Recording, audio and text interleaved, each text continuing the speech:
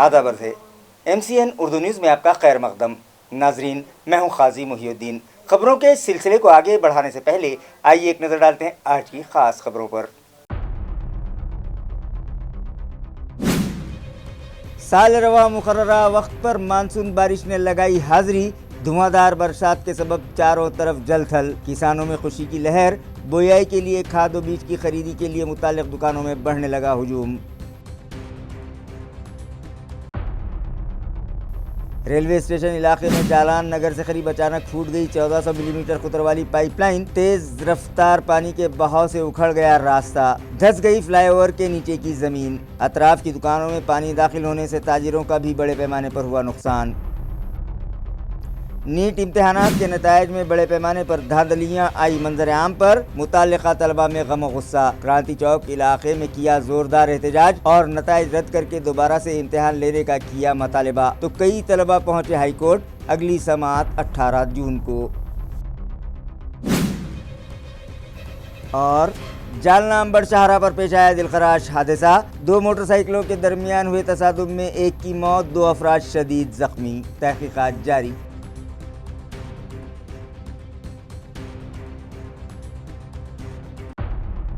खबरें तफसील से।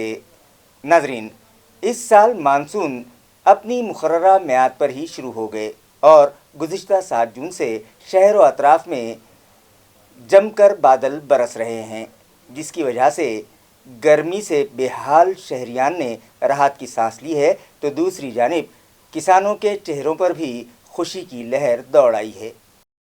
गुज़िश्ता रोज़ शहर व ज़िला भर मौसम की पहली बड़ी बारिश से सभी ने राहत की सांस ली है। शहरियान औरंगाबाद पर भी ये रहमतों की बारिश हुई। यूँ तो गुज़िश्ता सुबह ही से बारिश के आसार बन रहे थे, लेकिन दरमियान में बार बार अपनी शिद्दत के साथ चमकती धूप से पसीने भी फूटते रहे। ताहम जब रात आई तो आसमानों से ज़ोरदार बारिश शुरू हो गई, जिससे अवाम ने सुकून और राहत की सांस ली। ज़िला भर व तालुकाजात में भी बारिश हुई है। शहर जालना में तो कल सपहर ही से बारिश हो रही थी। पैठन शहर व अतराफ से भी बारिश की इत्तला मिली है। शहर पैठन में इस बारिश ने सारे शहर और उसकी सड़कों को जलथल कर दिया और लोगों के चेहरे खुशी से दमकने लगे, जबकि ताल्लुक़े के दीगर मकामात पर भी शदीद गरज चमक के साथ बारिश हुई है। तो किसानों को भी उम्मीद लग गई है कि अब जल्द ही वो बोयाई कर सकेंगे। इस बेहतर शुरुआत पर सभी ने इत्मीनान का इजहार किया है। मानसून के आगाज़ से पहले ही किसानों ने अपने खेतों को बोयाई के लिए तैयार कर लिया था। जैसे ही मानसूनी बारिश का आगाज़ हुआ, वो बीज और खाद की खरीदी के लिए मुताल्लिक़ा दुकानों का रुख करने लगे हैं। ज़िला नांदेड़ के तालुका नायगांव में भी नरसी गांव की कृषि सेवा केंद्र की दुकानों पर किसानों की भीड़ बढ़ने लगी है। बताया जा रहा है कि साल रवा मिरग ने वक़्त पर हाजिरी दी, जिसके बाद किसान सोयाबीन, मूंग, उड़द, तुअर और दीगर फसलों की बोयाई के लिए बीज और खाद खरीदने मुताल्लिक़ा दुकानों का रुख करने लगे हैं। मगर इन दिनों कुछ मफाद परस्त अफराद बोगस बीज और खाद का कारोबार भी ज़ोर शोर से कर रहे हैं, जिससे किसान परेशान हैं। इस पर ज़िला कलेक्टर नांदेड़ ने किसानों को दिलासा दिया कि वो बेफिक्र होकर खाद और बीज की खरीदारी करें। बोगस बीज और खाद फरोख्त करने वालों पर इंतज़ामिया की कड़ी नज़र है और ऐसा करने वालों के खिलाफ सख्त एक्शन लिया जाएगा। आपल्या नांदेड जिल्ह्यामध्ये खरीप हंगामाची पूर्वतयारी आणि शेतकरी राज्याची लगबग सुरू झालेली आहे आणि त्या अनुषंगानं बियाणे, खते, कीटकनाशके यांचा पुरवठा करण्यासाठी कृषी विभागानं पूर्ण तयारी सुद्धा केलेली आहे। आपल्या जिल्ह्यामध्ये मुख्यत्वे करून सोयाबीन आणि कापूस ही 2 पिकं आहेत। कापसाचं आपलं क्षेत्र गेल्या वर्षी अंदाजे 2 लाख हेक्टर होतं, यावेळी त्यात 5 ते 10% वाढ ही अपेक्षित आहे। त्या अनुषंगानं आपल्याकडे 8,36,000 एवढी बियाण्यांची पॅकेट ही आपल्याला मिळणं अपेक्षित आहे। त्यापैकी 90% म्हणजे 7,58,000 एवढी पॅकेट्स उपलब्ध झाले आहेत। यामध्ये एकच अडचण आहे की जर काही शेतकरी एका ठराविक वाणाचा जर आग्रह करत असतील, एकाच व्हरायटीचे जर बियाणे मागत असतील, तर मात्र त्यामध्ये थोडी अडचण होऊ शकते। मुळात शास्त्रज्ञांचा असं सल्ला आहे की बियाणे कुठल्या व्हरायटीचा वापरतो त्याच्यावर 10 ते 15% एवढंच उत्पादन डिपेंडेंट असतं आणि उर्वरित जे आपलं उत्पादन असतं त्याच्यासाठी आपण कशा प्रकारे पुढे निगा राखतो किंवा आपण कुठल्या प्रकारची खतं वापरतो आणि पाऊस कसा होतो, जमिनीची प्रत काय आहे त्यावरती ते अवलंबून असतं। त्यामुळे एकाच प्रतीचं बियाणं पाहिजे हा आग्रह न करता आपण कुठलंही बियाणं जे सर्टिफाईड आहे, ज्याला शासनानं कृषी विभागानं मान्यता दिली आहे आणि जे सगळ्या चाचणींना पास झालेलं आहे असं बियाणं वापरण्यास काही हरकत नाही असं मला या ठिकाणी नमूद करायचं आहे. त्याचबरोबर खतांचा वापर करताना आपण युरियाचा बराचसा अतिरेक करतो. त्या अनुषंगानं आपल्याला प्रति हेक्टर साधारण 120 किलोग्राम नायट्रोजन देणं अपेक्षित असतं 3 वेळेमध्ये आणि फॉस्फरस आणि पोटॅशियम हे साधारण 60 किलोग्राम प्रति हेक्टर देणं अपेक्षित असतं. तर ते तेवढ्याच प्रमाणात दिलं जावं. विशेषतः टॉप ड्रेसिंगसाठी आपण नॅनो युरियाचा वापर करू शकतो. नॅनो युरिया हा जास्त माफक आहे, त्याचे भाव सुद्धा कमी आहेत आणि त्याचबरोबर शासनावर सुद्धा सबसिडीचं बर्डन पडत नाही आणि ते जास्त इफिशियंट आहे. त्याचा जो ॲब्सॉर्प्शनचा रेट आहे किंवा त्याद्वारे जे आपल्या त्या रोपाला जे पोषण मिळतं हे नॅनो युरियाद्वारे जास्त मिळतं. त्यामुळे किमान टॉप ड्रेसिंगला आपण त्याचा वापर करू शकतो. त्याचबरोबर सोयाबीनच्या बाबत आपण शक्यतोवर घरगुतीच बियाणं वापरतो. त्याची उगवण चाचणी ही करणं आवश्यक आहे. आपल्याकडे साधारण 4.5 लाख क्विंटल एवढं घरीच उत्पन्न बियाण्यांचं आपल्या शेतकरी बांधवांनी तयारी ठेवलेलं आहे. उगवण चाचणी आणि टोकन पद्धतीचा वापर या 2 गोष्टी वापरून आपण सोयाबीनची जी उत्पादकता आहे ती वाढवू शकतो. त्याचबरोबर सोयाबीनसाठी सुद्धा जे आपण खतं वापरतो NPK 30-60-30 या प्रमाणामध्ये वापरणं अपेक्षित आहे. त्या अनुषंगानंच ते आपण वापरलं पाहिजे. बोगस बियाणे आणि अनधिकृत विक्री याच्यासाठी सुद्धा आपलं प्रशासन सज्ज आहे. आपण शिवाजीनगरला बोगस बियाण्यांचा एक गुन्हा दाखल केलेला आहे नांदेड शहरामध्ये आणि इस्लापूर पोलीस स्टेशनला अनधिकृत विक्रीच्या संदर्भात 2 गुन्हे दाखल झालेले आहेत. त्यामुळे आपल्या जरी निदर्शनास अशी एखादी बाब आली तर तातडीनं आपण गुन्हे नियंत्रण कक्षाला कळवावं, जेणेकरून आपल्याला त्या प्रकरणावरती कारवाई करता येईल. याशिवाय सुद्धा प्रशासन अतिशय दक्षतेनं कृषी विभाग असेल, महसूल विभाग असेल, ग्रामविकास विभाग असेल किंवा पोलीस विभाग असेल, अतिशय दक्षतेनं आपण बोगस बियाणे आणि अनधिकृत विक्री याच्यावर लक्ष ठेवून आहोत. वेळोवेळी प्रशासनामार्फत आपल्या शेतकरी बांधवांना ज्या काही सूचना दिल्या जातात आपण त्याचा निश्चितपणे विचार करा आणि त्याची अंमलबजावणी करा, एवढंच आज मी सांगेल. आणि येणाऱ्या खरीप हंगामासाठी आपल्या सगळ्यांना शुभेच्छा देऊन मी माझं बोलतो. जालान नगर इलाके से गुजर रही शहर को पानी सप्लाई करने वाली 1400 मिलीमीटर कुतर वाली पाइपलाइन आज सुबह अचानक फूट गई, जिसकी वजह से चारों तरफ पानी ही पानी हो गया और ये पानी वहाँ अतराफ में मौजूद शॉपिंग मॉल की दुकानों में दाखिल हो गया, जिसकी वजह से दुकानों में रखा सामान पानी से ख़राब हो गया।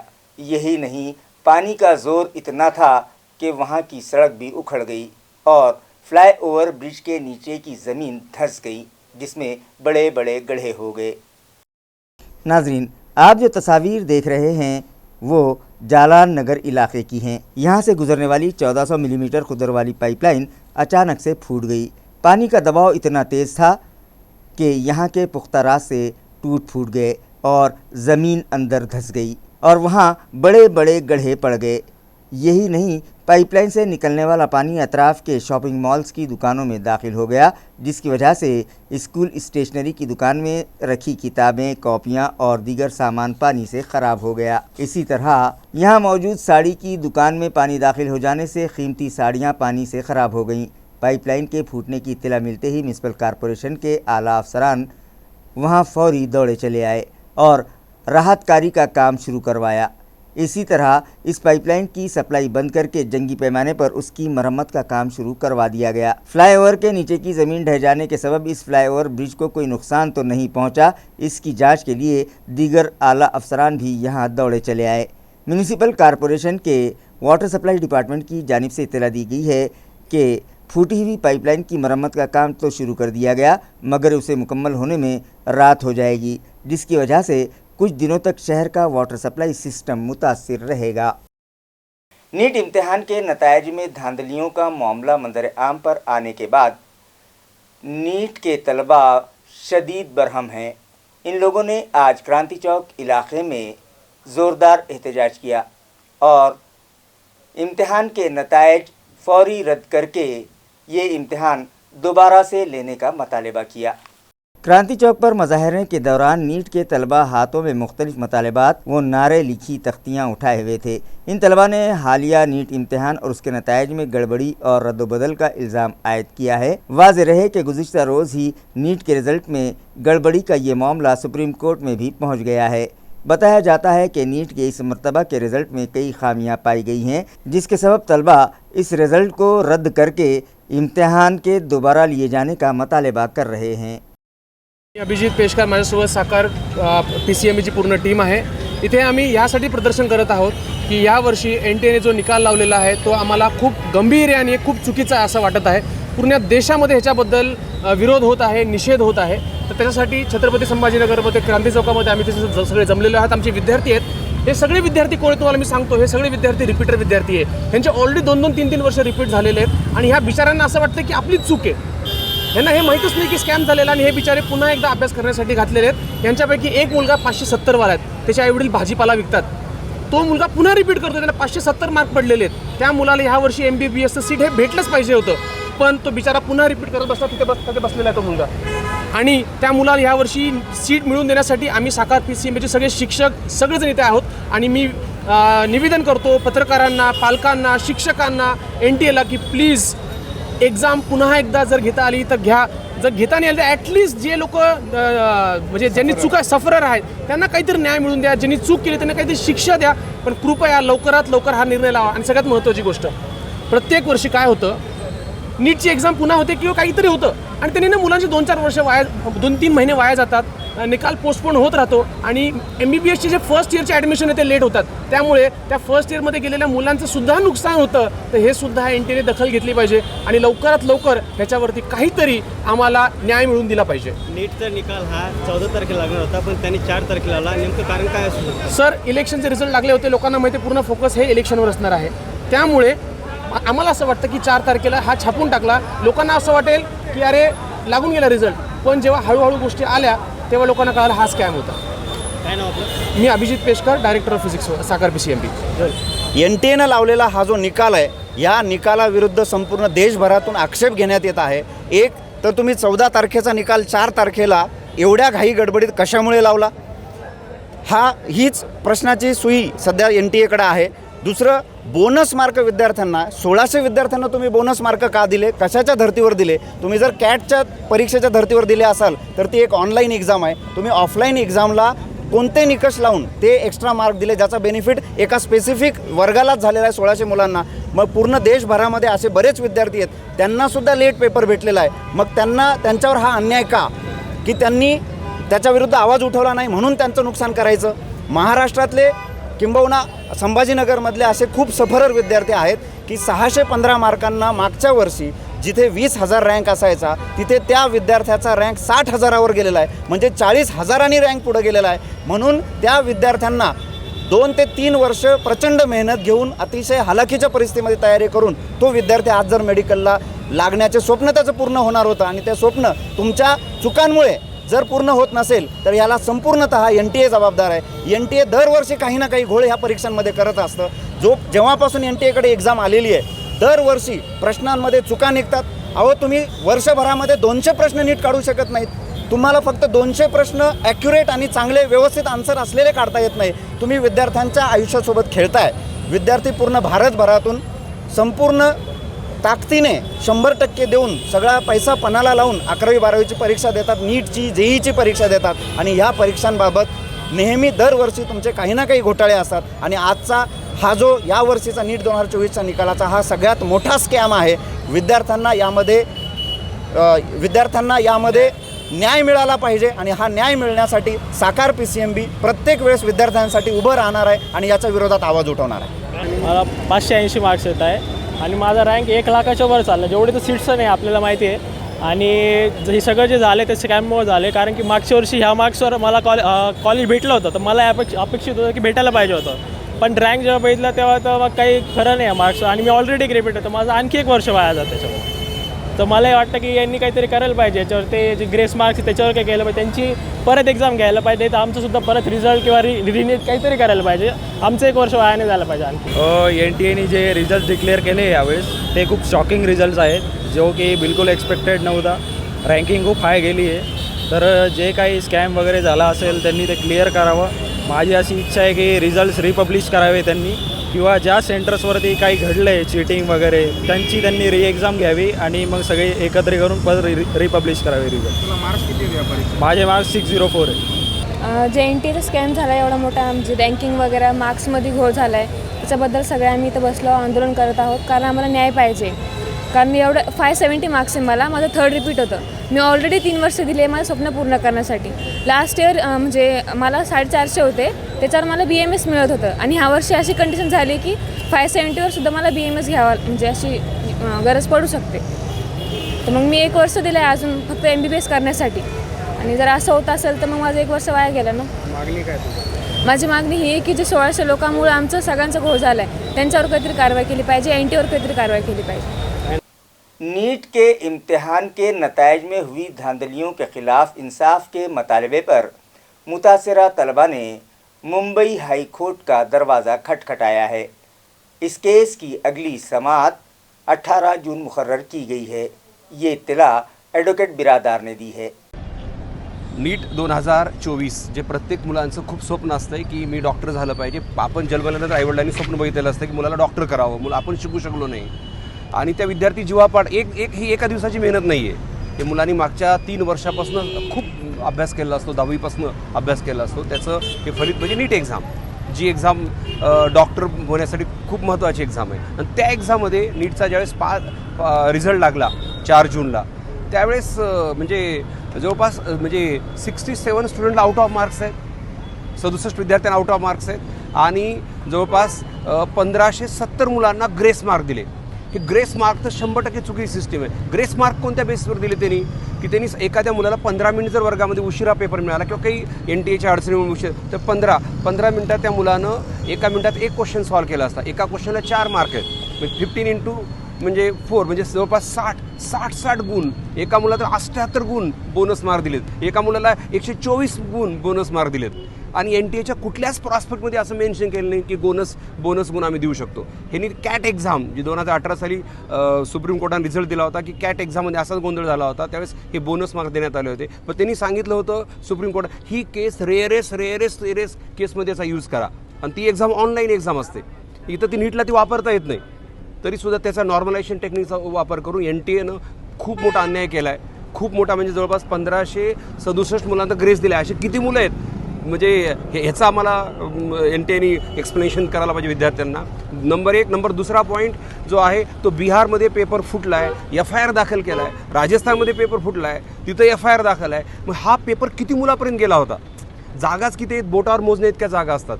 एका कॉलेजला जेवढी संख्या असते तेवढी पूर्ण MBBSच्या सीट महाराष्ट्रामध्ये आहेत. आणि तुम्ही हा पेपर किती मुलापर्यंत गेला होता? तर त्याचाही NTAने म्हणजे त्याचाही सखोल चौकशी झाली पाहिजे. त्याच्याशिवाय ही मेरिट लिस्ट डिक्लेअर नाही झालं पाहिजे, नाही त्याचा खूप मोठा मुलामध्ये उद्रेक होणार विद्यार्थ्यामध्ये. आम्ही आज काही विद्यार्थी ज्या मुलावर अन्याय झाला आहे अशा मुलांच्या मार्फत आज हायकोर्टमध्ये औरंगाबाद बेंच कोर्टमध्ये हायकोर्टमध्ये आम्ही याचिका दाखल करतो, विद्यार्थी दाखल करत आहेत. आणि तिसरी ह्याच्या सगळ्या गोष्टी डीपमध्ये जाऊन सगळं ॲनालिसिस करायला पाहिजे, तरच हे बाहेर येणार आहे. कारण खूप ही विद्यार्थ्यांच्या एक डॉक्टर म्हणजे एक कुटुंब असतो, अशा किती मुलावर अन्याय होणार आहे. आज महाराष्ट्रात सगळ्याचा मोठा जर झळ कुठं पोहोचेल तर महाराष्ट्राच्या मुलांना 15, कारण हे 15% जे पेपर फोडणारे मुलं बाहेर जातील, तिथून मार्क घेऊन महाराष्ट्रात ॲडमिशन घेत आहेत. म्हणजे आणि जे विद्यार्थी दिवसरात्र अभ्यास करत आहेत, अक्षरशः त्यांचं विद्यार्थी असे मागच्या वर्षी बघा ना, ज्या मुलाला 605 गुण होते त्याचा रँक 26,000 होता आणि यावर्षी ज्याला 605 मार्क आहेत त्याचा रँक 76,000. म्हणजे 2024ला हुशार मुलं जन्मले का? नाही. म्हणजे हा पेपर फुटला आहे आणि खूप लांबवर हा पेपर गेला. याची सखोल चौकशी झाली पाहिजे. 2024मध्ये 5 मे 2024ला ज्या नीट एक्झामिनेशन झाल्या, पूर्ण देशामध्ये सुमारे 24 लाख विद्यार्थ्यांनी नीटची एक्झामिनेशन दिली व त्याचा रिझल्ट सुरुवातीला NTAने सांगितलं की हा रिझल्ट 14 जूनला प्रसारित करण्यात येईल. परंतु लोकसभेच्या निकालाच्या धामधुमीमध्ये त्यांनी हा निकाल 4 जून 2024ला प्रसारित केला आणि त्यामध्ये 2023 आणि 24 या निकालाचं जर आपण अवलोकन केलं तर 2023मध्ये 720 आउट ऑफ 720 घेणारा फक्त एक विद्यार्थी होता आणि यावर्षी साधारणतः 67 विद्यार्थी हे आउट ऑफ आउट म्हणजे 720 पैकी 720 घेतलेले आहेत आणि एका सेंटरवरून 720 घेणारे सुमारे 8 विद्यार्थी आहेत.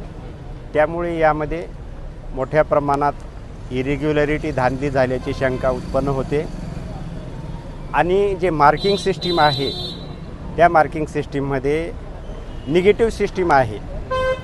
म्हणजे एका प्रश्नाचा जर रॉंग आन्सर असेल तर 4 मार्क कटतात आणि पेनाल्टी म्हणून 1 मार्क असे एकंदरीत 5 मार्क हे कटतात.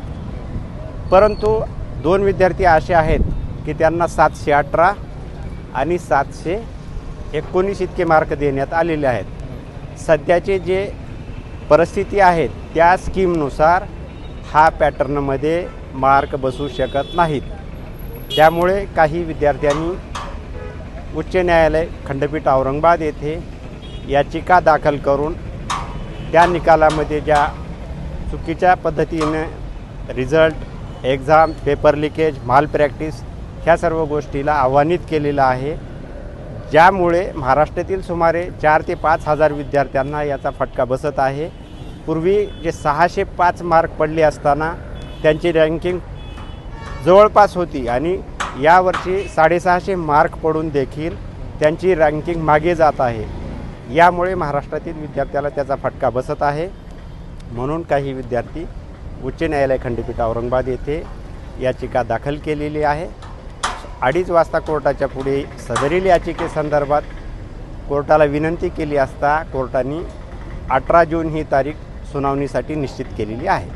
अपने फसल बीमा की अदायगी के मतालबे पर सेंध गांव के किसानों ने तहसील ऑफिस पर रुपयों की बारिश की और रुपया उधड़ो आंदोलन करते हुए अपने एहतजाज का इजहार किया।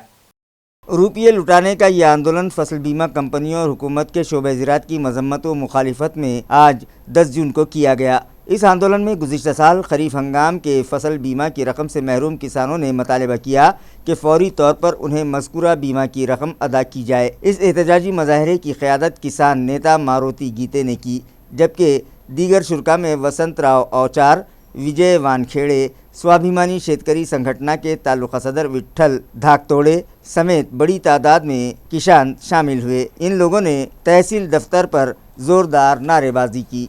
पीक विमा मागणीसाठी आज आम्ही जे आंदोलन छेडलेलं आहे, निषेध म्हणून आम्ही रुपया उधळा आंदोलन करून आम्ही आज शासन प्रशासन याला दाखवून दिलेलं आहे की यानं रुपयामध्ये गॅरंटी घेतली होती, मात्र शेतकऱ्याकडे याचं दुर्लक्ष झालं. सरळ इथं खंड पडल्यामुळे अग्रिम ही अनिवार्य होती, मात्र अग्रिमीमधून बी शेतकऱ्याला डावललं आणि पीक विमा भेटला नाही आणि याच्या ज्या क्लेम केलेल्या होत्या शेतकऱ्याच्या त्या रिजेक्ट मारल्या. ह्या ताबडतोब हा अन्याय दूर करून शेतकऱ्याच्या खात्याच्या रिजेक्ट मारलेल्या आहेत त्या डबल सक्रिय करून त्या रिजेक्ट मारणाऱ्या त्या शेतकऱ्याच्या खात्यात पैसे जमा करावेत आणि हे 25% अग्रिम जमा करावे, अन्यथा आम्ही याच्या परता तीव्र स्वरूपाचं आंदोलन छेडू आणि सरकारला धारेवर धरल्याशिवाय आम्ही आता स्वस्थ बसणार नाही. सर्व शेतकरी मिळून आम्ही आंदोलन पुन्हा छेडू आणि पुन्हा न्याय मागू। शहर पैठन में महाराणा प्रताप की जयंती जोश खरोश से मनाई गई और शहर में उनका घोड़सवार मुजस्समा नस्ब करने का फैसला किया गया। आन जहानी रहनुमा महाराणा प्रताप की 484वीं जयंती के ज़िमन में पैठन में मुख्तलिफ तकारीब मुनक़िद की गईं। परदेसीपुरा में महाराणा के मुजस्समे पर फूल मालाएँ चढ़ाकर उन्हें खिराज अक़ीदत पेश किया गया। इस मौके पर राजपूत परदेसी समाज की जानिब से इस मुजस्समे को वसत देकर घोड़सवार मुजस्समे की तनसीब का फ़ैसला किया गया। उत्सव समिति के सदर अश्विन लक्कड़हार, रुकन बल्दिया और राष्ट्रवादी कांग्रेस के शहर सदर जीतू परदेसी की जानिब से इस प्रोग्राम का इनेकाद किया गया था। इस तकरीब में राजपूत समाज के लोग बड़ी तादाद में मौजूद थे, जबकि महाराणा प्रताप चौक में लगे महाराणा के नाम के बोर्ड की जदीदकारी की गई। दीगर शुरा में शिवसेना उद्योग ग्रुप के तालुका प्रमुख मनोज पेरे, साबिक सभापति ज़िला परिषद डॉक्टर सुनील शिंदे के साबिक रुकन असम्बली संजय वाकचोरे, पाचोड़ के सरपंच शिवराज भूमरे, साबिक सदर बल्दिया सूरज लोलगे, पुलिस इंस्पेक्टर संजय देशमुख और दीगर कुल जमाती कारकुनान व ओहदेदारान मौजूद थे। क्रिएटिव इंग्लिश स्कूल में तालीमी साल के पहले दिन तलबा के लिए फूड प्रिंट प्रोग्राम मुनक़िद किया गया, जिसके तहत तलबा ने मुख्तलिफ़ रंगों से अपने पैरों के प्रिंट बनवाए। ऑर्गेनाइजर्स के मुताबिक फुट प्रिंट एक्टिविटी का मकसद ये था कि तलबा महसूस करें कि उनका स्कूल का पहला दिन कैसा था। इस सरगर्मी के तहत ड्राइंग पेपर पर मुख्तलिफ इको फ्रेंडली रंग इस्तेमाल करके स्कूल आने वाले तलबा के पैरों के निशानात लिए गए और मेरा स्कूल मेरा पहला कदम के उन्वान पर तलबा को 4 मिसरों की नज़में लिखने को कहा गया। तलबा ने सुर्ख, सब्ज़, भगवे, नीले जैसे मुख्तलिफ रंगों से अपने पैरों के निशान उतारे। इस सरगर्मी में प्रिंसिपल SP जवड़कर, प्रशांत खरवड़कर, विजय गोराडे, माधुरी शेलार और दीगर ने ताउन किया। इस तरह इंतहाई खुशी व मसरत के साथ तलबा ने अपने स्कूल का पहला दिन मुकम्मल किया। बरं, आजचं फुटप्रिंट ॲक्टिव्हिटी कशी वाटली तुला? छान वाटली. काय काय करशील याच्यावर? ह्याचं फोटो लावशील आणि कुठं नेशील? बैठकीत लावशील. ठीक आहे. ही आठवण राहील की नाही तुझी शाळेत पहिली पाऊल? थँक्यू. येस. काय काय ॲक्टिव्हिटी झाली आज? Footprint activity. कसं वाटले विविध रंग तुम्हाला? छान. काय नाव तुझं? हां, आडनाव? कसं वाटलं क्रिएटिव्ह शाळेमध्ये तुला? पाणी छत्रपती संभाजीनगर. आज शाळेचा पहिला दिवस होता. शहरी ग्रामीण भागातून सगळे विद्यार्थी आले होते आणि त्यांचा शाळेतला पहिला पाऊल, पहिल्या दिवसाचा आनंद कशा पद्धतीचा होता तो त्यांना अनुभूती यावी म्हणून आम्ही ड्रॉईंग शीटवरती छान त्याचे पावलाचे पहिले ठसे घेतले आणि इको फ्रेंडली कलर वापरले. म्हणजे त्यांना कलर पण वापरताना दर्जेदार कलर वापरले आणि एकूणच मुलं खूप आनंदी होते. घरी जाऊन फोटो लावून पासपोर्ट साईज फोटो त्या कागदावर ते लावणार आहेत. खाली छानशी एक कविता लिहिणार आहेत आणि असा अभिनव उपक्रम आम्ही फुटप्रिंट ॲक्टिव्हिटीच्या माध्यमातून क्रिएटिव्ह इंग्लिश स्कूलमध्ये घेतला. धन्यवाद. इस साल गर्मी का मौसम अपने उरूज पर था और न सिर्फ आवाम हिरासा थी बल्कि किसानों की खड़ी फसलें भी सूख गई। लिहाजा नुकसान भरपाई के मतालबे पर मुतासरा किसानों ने जालना ज़िला कलेक्टर ऑफिस पर मोर्चा निकाला। वाज़ेह है कि ज़िला जालना के कई किसानों के फल बागात पानी के बगैर सूख गए। इन सूखे बर्बाद बागात और फसलों के पंचनामे करके फौरी उन्हें नुकसान भरपाई अदा की जाए, इस मतालबे को लेकर मुतासरा किसानों ने ये मोर्चा निकाला। किसानों ने मुतालबा किया कि उनके नुकसानात के लिए फ़ी हेक्टर 2 लाख रुपये इमदाद दी जाए, जबकि बर्बाद हुई फसलों की 3500 हेक्टर खेतों व बागात के ही पंचनामे हो पाए हैं। बर्बाद फसलों की कुल अराजी 43,000 हेक्टर है। किसानों ने फौरी पंचनामे करके आइंदा 2 दिनों में ही नुकसान भरपाई न मिलने की सूरत में ज़िला कलेक्टर ऑफिस पर बेमुद्दत हड़ताल करने का इंतबाह दिया है।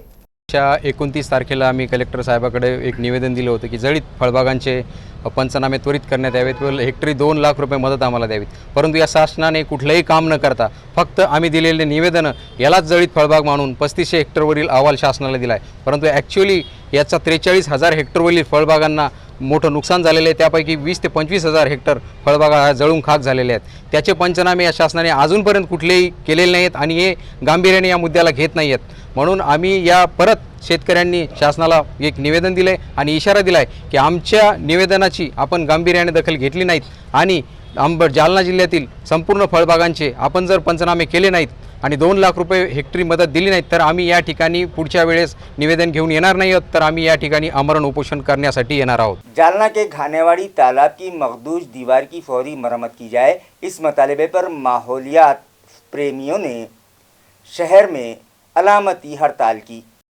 वाज़ेह है कि ये कदीम तालाब दौर हुकूमत निज़ाम शाही का तामीर करदा है और तभी से शहरियान जालना की प्यास बुझाता आया है। ताहम इस तालाब की दीवार अब नहायत मखदूश हो चुकी है और इस बारिश में इस दीवार के ढह जाने और किसी बड़ी अनहोनी का ख़तरा है। चुनांचे मुतालिका इंतज़ामिया इसकी फौरी मरम्मत करवाए। इस मतालबे पर शहरियान की जानिब से ज़िला जालना के माहौलियात दोस्तों ने शहर में अलामती भूख हड़ताल की, जिसमें कसीर तादाद में लोग शामिल हुए। आज जो उपोषण में हम लोग बैठे हैं उसका मूल उद्देश्य है गानेवाड़ी तालाब में जो रिपेयरिंग करना है। हमने कई बार उसके लिए रिमाइंड किया लेकिन कुछ काम नहीं हो रहा, तो इसीलिए हमने उपोषण पे बैठे हैं। हम आशा रखते हैं कि हमको 8-10 दिन के अंदर एक काम हो जाना चाहिए, नहीं तो आगे हमको और कड़क स्टेप लेके भूख हड़ताल पर बैठने का हमने सोचा है। तो हम इस उम्मीद रखते हैं कि जो भी डिपार्टमेंट है वो डिपार्टमेंट ने इसके ऊपर ध्यान दे के हमारा उपोषण जो ऊपर बैठे हैं उसके ऊपर सोच के हमारा जो डिमांड है वो डिमांड पूरी करें। एक्चुअली हमारा जो आंदोलन है वो जन जागृति के लिए है, सद्भावना के लिए, क्योंकि जनवरी 1 पासून जब 2024 की शुरू हुई तब से भाई श्री का जो मंच है गानेवाड़ी जल रक्षण मंच, समस्त महाजन, कुंडली का सीना फाउंडेशन और पूरा जालनाकर मिलके हम लोग गानेवाड़ी तालाब में गाड़ निकालने का काम शुरू कर दिए हैं। और अभी तक 4.5 लाख ट्रैक्टर गाड़ हम लोग उठा के वहाँ से लेके गए हैं। अभी हालत ऐसी है कि हर एक छोटे से छोटा बड़ा आदमी का पैसा अंदर लगा हुआ है और जो डैम है वहाँ पे वो पूरा बिखर चुका है, पूरा टूट चुका है। और अगर वो काम हम लोग नहीं करेंगे तो जिन्होंने भी ये मेहनत करके हम लोग ने इतना सारा गाड़ उठाया है, मेहनत किया है, वो पूरा पानी में वेस्ट हो जाएगा। इसके लिए हम लोग ये बैठे हैं। लोगों से एक अपील है, जो अपने जो सीईओ है, गवर्नमेंट है, कलेक्टर सर, उनसे अपील है कि तातड़ी ने ये काम करने को करे ताकि पानी जो आए जब भी बारिश आए, क्योंकि अभी बारिश भी 8-10 दिन में कभी भी आएगी, और अगर बारिश के टाइम आ गया और बारिश में ये पानी और मिट्टी सब बह गया तो कुछ काम का नहीं है ये। तो इसके लिए जो डैम टूटा है उसको तातड़ी ने अच्छा से काम करे ताकि माटी और पानी दोनों बची रहे और लोगों को काम में आया गया। जालना अंबड़ हाईवे पर हरीदखेड़ा से करीब एक दिलखराश हादसा पेश आया, जिसमें 2 मोटरसाइकिलें आमने सामने से टकरा गईं। इस हादसे में एक शख्स की मौत हो गई जबकि 2 अफराद शदीद तौर पर जख्मी हुए हैं। ज़राए से मौसूल इत्तला के मुताबिक ये हादसा आज दोपहर पेश आया।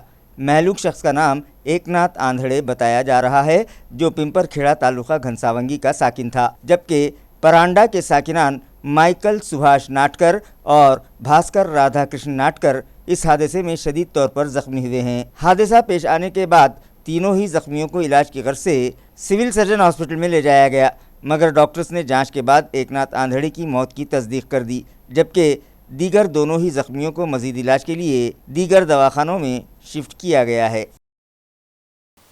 रमाई घरकुल स्कीम का फ़ायदा न मिलने पर 3 अफराद जालना ज़िला परिषद दफ्तर पहुँचे, जो अपने हाथों में डीजल से भरे डब्बे उठाए हुए थे।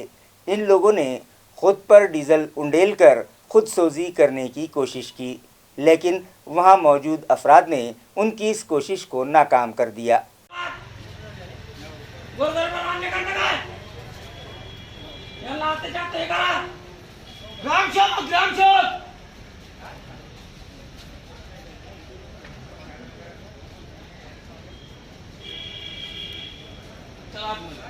ज़राए से मौसूल इत्तला के मुताबिक तालुका अंबड़ ज़िला जालना के मज़ाफ़ात साशिश पिंपल गाँव के 32 साकिनान को रमाई घरकुल स्कीम का फ़ायदा हुआ है, मगर ये तीनों नौजवान इस स्कीम से महरूम रह गए हैं। इन नौजवानों ने इस मामले में बड़े पैमाने पर बदनवानी का इल्ज़ाम लगाया और डीजल के डब्बे लेकर ज़िला परिषद दफ्तर जालना पहुँचे और ख़ुद पर डीजल उंडेल लिया, मगर वहाँ मौजूद साकिनान ने उनकी इस कोशिश को नाकाम बना दिया। आत्मदानाचे 4 वर्ष झाली, म्हणजे सांगायची मुद्दा आहे आमचे पॅलेट्यातलं लिस्टला नाव असते। आम्ही एक तर ऊसतोडी करतो, परत त्यांचा विषय आम्ही सरपंचाकडे गेलो, ग्रामसेवकाकडे गेलो, ग्रामसेवक काय म्हणे मोरले लॉटला टाकू, दुसऱ्या लॉटला टाकू, हे काय आतापर्यंत दिलेत नाही। आता त्यांनी 32 घरकुलं मंजूर केले, त्यात एका घरामध्ये 3-3, 4-4 घरकुलं। मग आत्मदान नाही करायचं काय करायचं, कवरं त्यांचे अर्ज भरा, इथं तहसीलला अर्ज भरा, इकडे अर्ज भरा, पंचायत समितीला अर्ज टाकण्याकरता कमीत कमी 30-40 रुपये आम्ही घातले तिथं। आमच्या गाडी स्वतःचे पत्र कवरं घ्या, आम्ही सही करून घ्यायचं। बरोबर असा अन्याय आहे की 6 पिंपळगावच्या घरकुलामध्ये आमचे नाव असताना सरपंचांनी आणि ग्रामसेवकांनी अशी मुलाखत केलेली आहे की यांनी पैसे खाऊन यांनी घरकुला घेतले, लोकांना दिलेत, एका घरात 2-2, 3-3 घरकुल दिलेत। आमचे नाव असताना आमच्या पहिल्या यादीमध्ये नाव आहे, त्याने आमच्या यादीचं त्याने डाउनलोड हे लोकांची नवीन यादी घेऊन त्याने असं केलेलं आहे. साष्ट पिंपळगावच्यात आम्ही गरीब आहेत, आम्ही करून खाणारे, आम्ही मजुरी करून खाणारे माणसं आहेत आम्ही. एक शख्स पर गाय दौड़ी चली आई तो वो शख्स इस कदर मुश्तइल हुआ कि उसने गाय मालिक का कत्ल कर दिया। ये वारदात वालुज MIDC पुलिस स्टेशन की हदूद में पेश आई। वालुज MIDC पुलिस स्टेशन की हदूद के गांव एक लहरा में महज गाय के एक शख्स पर दौड़कर आने से एक नौजवान इतना आग बगोला हुआ कि उसने गाय समेत गाय चरा रहे नौजवान के साथ लकड़ी के डंडे से बहीमाना मारपीट की और नौजवान के सर पर लकड़ी के डंडे से वार कर दिया। शदीद ज़ख्मी हालत में इस नौजवान की दौरान इलाज मौत वाक़ हो गई। महलूक का नाम ओंकार उत्तम जाधव बतलाया गया है। इस मामले के मुलजिम वीरू पवार को पुलिस ने गिरफ्तार कर लिया है, जबकि मज़ीद जांच वालुज MIDC पुलिस स्टेशन के PSI कर रहे हैं। इसी के साथ MCN उर्दू न्यूज़ अब यहीं ख़त्म होती है। कल फिर मुलाकात होगी कुछ और ख़बरों के साथ। तब तक के लिए मैं काजी मोहिउद्दीन आपसे इजाज़त चाहता हूँ। खुदा हाफिज़।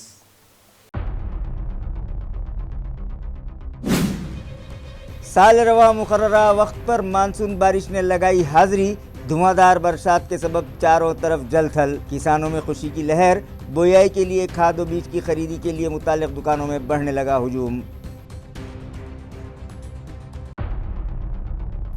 रेलवे स्टेशन इलाके में जालान नगर से करीब अचानक फूट गई 1400 मिलीमीटर कुतर वाली पाइपलाइन। तेज रफ्तार पानी के बहाव से उखड़ गया रास्ता। धंस गई फ्लाईओवर के नीचे की ज़मीन। अतराफ की दुकानों में पानी दाखिल होने से ताजिरों का भी बड़े पैमाने पर हुआ नुकसान। नीट इम्तिहानात के नताइज में बड़े पैमाने पर धांधलियाँ आई मंजर आम पर। मुताल्लिका तलबा में गम और गुस्सा। क्रांति चौक इलाके में किया जोरदार एहतजाज और नताइज रद्द करके दोबारा से इम्तिहान लेने का किया मुतालबा। तो कई तलबा पहुँचे हाई कोर्ट। अगली समाअत 18 जून को। और जालना अंबड़ शाहरा पर पेश आया दिलखराश हादसा। 2 मोटरसाइकिलों के दरमियान हुए तसादुम में एक की मौत, 2 अफराद शदीद जख्मी। तहकीकात जारी।